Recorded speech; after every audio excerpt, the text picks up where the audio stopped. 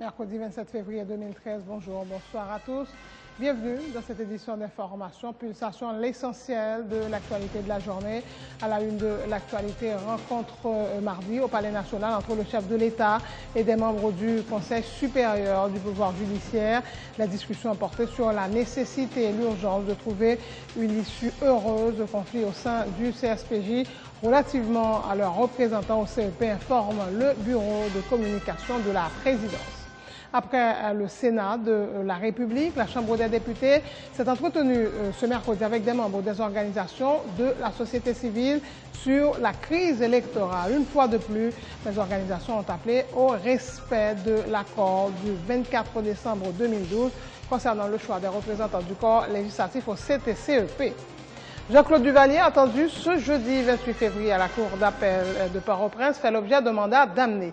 L'ex-dictateur va-t-il se présenter devant le tribunal? Aucune réponse formelle de ses proches, alors que des rumeurs persistantes laissent croire que les avocats de l'ancien président à vie pourraient récuser les juges de la Cour d'appel. Le collectif des citoyens pour juger Jean-Claude Duvalier, COCIJID, a renouvelé ce mercredi sa détermination à ne pas lâcher prise pour que les victimes de la dictature puissent obtenir en justice. Dans l'international, Barack Obama presse les élus de trouver un accord pour éviter, à partir de ce vendredi, une cure d'austérité dans la première économie mondiale. Et en sport NBA, la soirée de mardi a été marquée par une vive altercation entre Pacers et Warriors. Résultat des courses, une expulsion pour Roy Hibbert et des fautes techniques pour des joueurs des deux franchises. Voilà, mesdames et messieurs, pour le menu du journal. Ou c'est fanatique boule qui a roulé tout partout, ou remettre toute discipline dans l'affaire sport, ou voulez soumettre en discussion avec amis pour tout ça qui concerne l'actualité. Nous avons un bon jambette sur toute équipe, entraîneur, joueur, pour qu'on ait l'air en forme, l'air en baisse. Il y a un bon jeu d'information avec précision sur le mouvement de transfert dans mi-temps équipe. Point boule, c'est Télé Pluriel, chaîne 44, chaque lundi, 8h03 pour 9h30. Même émission ça, on peut regarder encore chaque jeudi, sorti 4h pour arriver 5h30. Point boule, il y a une émission avec deux plus gros noms dans l'affaire sport en Haïti. Audi Sanon, avec Ralph Ganti.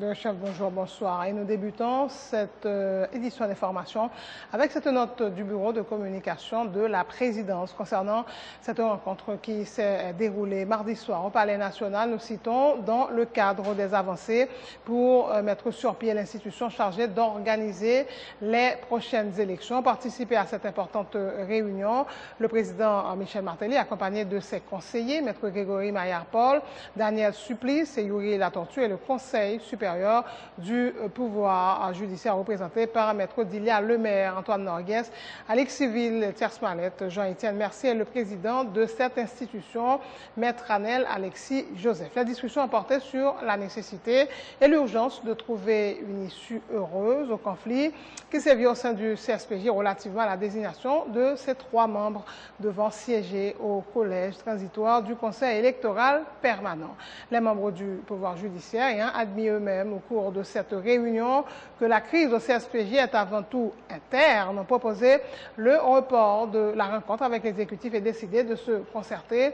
Dans cet esprit, ils ont fixé une réunion spéciale entre le jeudi 28 février et promis de rencontrer immédiatement après sous les auspices de Religion pour la paix, Haïti et de l'exécutif, leurs représentants contestés siégeant actuellement au Conseil électoral permanent, et ce pour résoudre définitivement le problème. Voilà donc pour cette note du bureau de communication de la présidence. À noter que dans des déclarations faites mardi après-midi, l'un des 3 représentants contestés du CSPJ au CEP, Salnav Exantus, a écarté toute idée de quitter son poste, mais s'est dit prêt à poursuivre le dialogue avec les secteurs impliqués pour une solution à la crise. Autre point de l'actualité, après le Sénat de la République, c'était au tour de la Chambre des députés de s'entretenir ce mercredi avec des membres des organisations de la société civile. Les discussions portaient notamment sur la crise électorale et les propositions et avant-projets de loi en suspens au Parlement. Informe le président de la Chambre basse, Tolbert Alexis, n'avait pas souhaité cependant se prononcer sur le blocage de la commission chargée de désigner la représentante du corps législatif au Conseil électoral. Il dit attendre le rapport de la commission. J'ai rencontré les différentes organisations de la société civile. Ils nous ont exprimé leurs préoccupations, leur appréhension par rapport au processus électoral, ce que ils ont fait déjà publiquement dans la presse. Attendez, il y a des soucis majeurs, par exemple, pour ces 3 derniers représentants CSPJ désignés pour ces eux-mêmes qui vous siégez dans CTC-EPA. Il ont gagné une préoccupation tout sur le choix nous-mêmes dans la Chambre avec le sénateur d'affaires, nous expliquer point de vue nous et justement nous a toujours ouvert, c'est pas seulement les organisations de la société civile n'a pas rencontré, on a rencontré toute organisation dans le cadre d'ouverture que le Parlement doit gagner, par rapport à l'orientation nous voulons rabailler, c'est pas seulement sur le question électoral, mais nous allons rencontrer tout le monde, l'église, toutes sortes de secteurs. Donc ça est important pour nous. Donc c'est ça, nous on discuté et puis on passait au même tour à bon compte rendu, en résumé par rapport à samedi. Face à l'intention, pour cette société civile là qui a envoyé monde pour Parlement désigné pour CTC-EPA, qui ont réagi? Je n'ai pas à avoir de réaction. Je ne suis pas membre de la commission.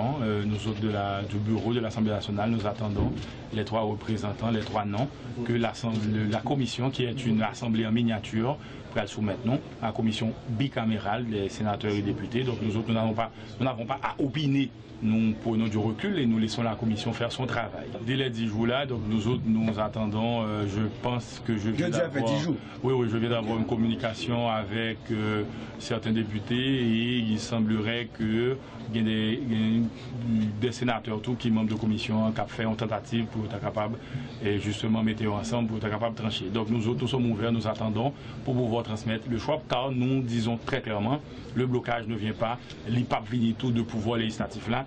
Pas question que pour nous bloquer, nous avons réaffirmé encore détermination, nous, il faut gagner élection année ça, il faut que nous ayons une loi électorale pour nous capable amender, pour nous capable dans niveau, donc nous demander des élections libres, honnêtes, crédibles, démocratiques, transparents pour cette année, pour éviter dysfonctionnement, pas dysfonctionnement parce que mandat sénateur eux-mêmes ils en poste donc ça veut dire que pratiquement deuxième tiers Sénat le même mandat avec nous-mêmes dans la chambre basse là mais nous voulons que pour Sénat pour le capable pas fragiliser pour le capable justement avancer très bien.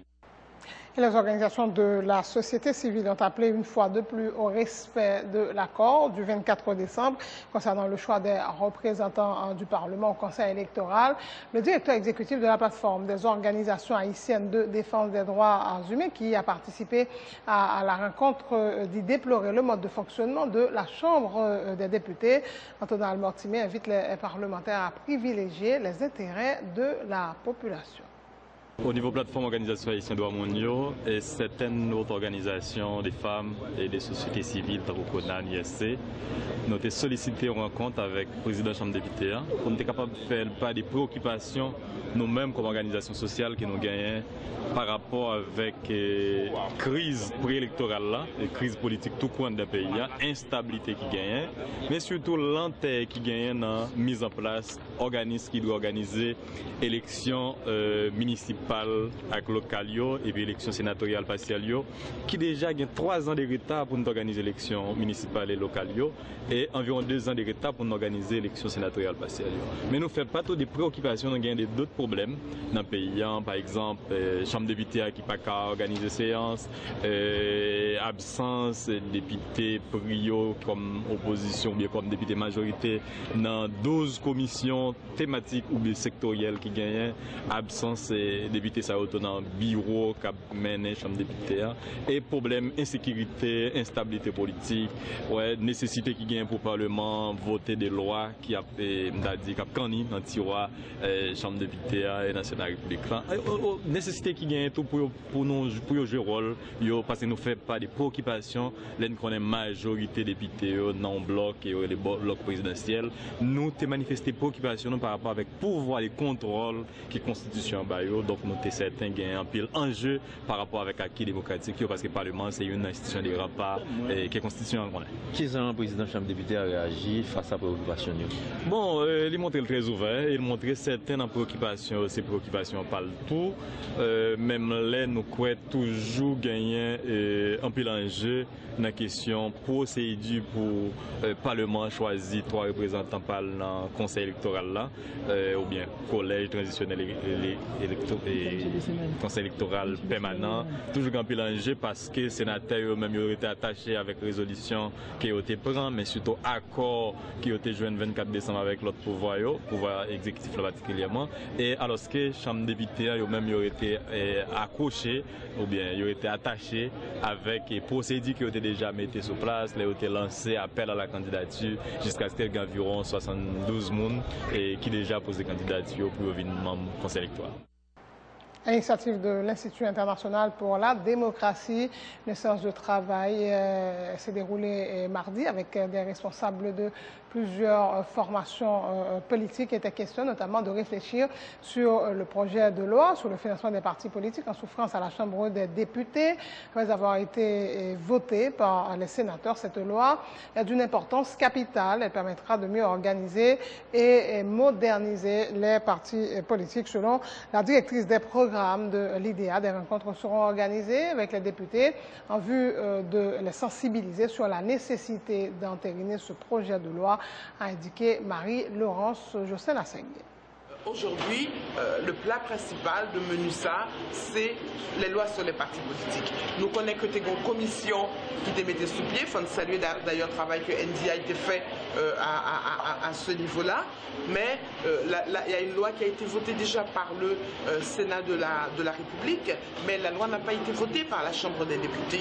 Donc c'est un ça qu'a fait Jeunesse Jeudien, avec peut-être des recommandations pour qu'il y ait un plaidoyer, ça qu'il y aurait les lobbies en général, pour qu'il y ait un plaidoyer pour le vote de cette loi au niveau de la Chambre des députés. Parce que pas oublier que tout ce qui concerne le fonctionnement, le financement des partis politiques, parce que il y a des pays du Sud, hein, comme le Bénin, le Sénégal, le Kenya, qui arrivaient financer partis politiques avec des lobbies, des groupes d'appui de la société civile, le secteur privé de ces pays-là. Or, malheureusement, nous n'en sommes pas là en Haïti. Donc, ces pays-là, bien sûr, l'État aussi intervient. Donc là, il faut que l'État intervienne par rapport au financement des partis politiques. Donc, il y a des informations qui sont partagées, tant études sous partis politiques. Donc cette étude, Tégon appel d'offres, noté dans le journal. Donc c'est l'équipe de chercheurs dirigée par la INEC Bon, Rachel Bousset, qui remportait appel d'offres là. Donc ils ont commencé à travailler sur l'étude là. Ils soumettent d'ailleurs le premier sommaire. En avril, nous avons le premier jet et le 15 juin, on a gagné cette étude sur les partis politiques. Quelle est l'importance de cette étude? Étude est essentielle parce que pour le moment, pas d'aucun outil. Tu as des textes que NDI fait, des recherches, tu as un livre de Mme Sabine Maniga, mais qui datait déjà presque de 10 ans. Il n'y a rien d'actuel sur les partis politiques. Donc, c'est un outil pour les partis politiques, pour la population, les étudiants, étudiantes, hein, qui ont fait mémoire de sortie sous les partis politiques haïtiens.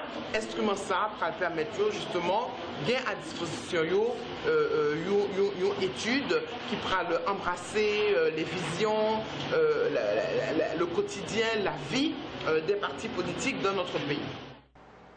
Jean-Claude Duvalier est attendu ce jeudi 28 février à la Cour d'appel de Port-au-Prince. Après avoir boudé à 3 reprises la convocation de la Cour, le président du tribunal avait décerné un mandat d'amener contre l'ancien dictateur et demandé au ministère public de veiller à l'application de la décision, donc contraindre l'ex-président à vie à se présenter. Et la veille, les avocats de Baby Doc avaient annoncé avoir exercé un pourvoi en cassation qui dessaisit la Cour d'appel du dossier, une thèse réfutée par le juge Jean-Joseph Lebrun lors de l'audience du 21 février dernier. Alors la question Duvalier se présentera ou pas ce jeudi 28 février 2013 par devant les tribunaux. Aucune réponse formelle de ces avocats, mais des rumeurs persistantes circulent depuis quelques jours selon lesquelles les avocats de l'ancien dictateur pourraient récuser les juges de la Cour d'appel. Le collectif des citoyens pour juger Jean-Claude Duvalier a renouvelé ce mercredi sa détermination à ne pas lâcher prise malgré les menaces et les intimidations dont ses membres seraient l'objet. Il faut que Jean-Claude Duvalier soit jugé, dit Raymond Davius, responsable du COSIGID, faisant savoir que les tentatives des avocats et des proches de l'ex-dictateur ne feront que retarder l'échéance, mais tôt ou tard, la justice va triompher. Collectif citoyen pour juger Jean-Claude Duvalier, COSIGID, a dit avocat criminel contre l'humanité à partisan Lio, c'est temps il a perdu. Parce que ouais pas ouais, Jean-Claude Duvalier a jugé pour jamais dictature pas retourner encore dans le pays d'Haïti. Malgré provocation sans prendre souffle, exact intimidation que victime yo pas sauté. Nous avons continué la bataille jusqu'à ce que la justice triomphe. Vive justice et réparation pour toutes victimes. Collectif citoyen pour juger Jean-Claude Duvalier, COSIGID, a veillé en haut, a veillé en bas pour juge mécène Jean-Louis dans la Cour cassation, pas entrer dans le dossier ça pour le faire magouille pour Jean-Claude Duvalier. Il était très content choisi comme parraine promotion 16 décembre 2011 là, dans la faculté Gounaïve. Là. On ne pas oublier, les rats connaissent, les chats connaissent, Baïk Maria était là. COSIGID a informé l'opinion nationale et internationale sur nouvelle stratégie partisans criminels contre l'humanité a développé. Tant coup, utiliser des jeunes entre 18 ans et 30 ans qui pas rien pour le régime Duvalier pour faire provocation et intimidation, comme si victime qu'on prend la Pérez devant Chaloska qui mal masqué. Vive justice et réparation pour toutes victimes. Mais ça nous connaît, quelque chose ça nous fait, c'est seulement après de dossier, pas grand rien qui a fait Jean-Claude Duvalier pas juger. Même si François Duvalier qui était papal, t'a ressuscité, il vient faire le président à vie encore, Jean-Claude Duvalier a jugé. Deux avocats militants, Newton Saint-Just et André Michel, affirment avoir sommé le gouvernement de désigner dans un délai de 30 jours son représentant au sein du Comité national de réparation des victimes de l'épidémie de choléra. Nous avons été constitués par des victimes du choléra et des organisations nationales et internationales de droits humains pour exiger que l'État assume ses responsabilités dans le cadre de cette affaire, ont indiqué André Michel et Newton Saint-Just. Chaque malade a droit à un certificat médical et les parents des plus de 7700 personnes décédées du choléra doivent recevoir certificat de décès, ont souligné les avocats. Pour eux, il s'agit d'un premier pas vers l'indemnisation. Nous disons qu'il y a plusieurs milliers de victimes de choléra qui constituent nous avec le support d'un ensemble d'organisations internationales de défense des droits de l'homme, avec le support d'un ensemble d'organisations haïtiennes qui défendent les droits de l'homme, et avec le support d'un paquet de citoyens qui vivent dans la communauté haïtienne qui est au Canada. Action ça a visé deux bagailles pour le moment. La mise en place de la commission permanente de réclamation. Un. Deuxièmement, la fourniture ou bien la délivrance aux victimes des certificats médicaux et actes de décès. Et, nous avons un troisième bagage, si l'État haïtien pas à réaliser cette disposition de l'accord entre le gouvernement haïtien et des Nations Unies, eh bien, 50 000 $ américains par personne, non, ça, c'est lui qui va le payer.